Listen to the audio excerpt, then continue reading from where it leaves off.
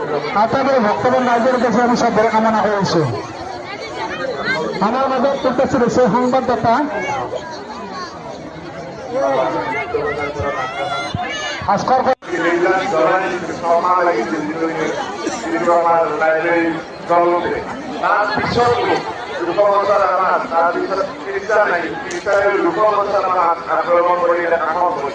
কিন্তু আমাৰ কৃষি সংস্কৃতি কেতিয়াও ধ্বংস কৰিব নোৱাৰি।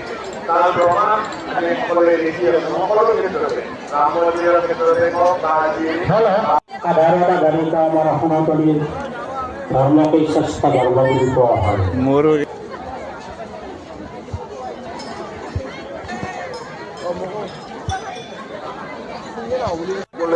উদযাপন কৰিব বা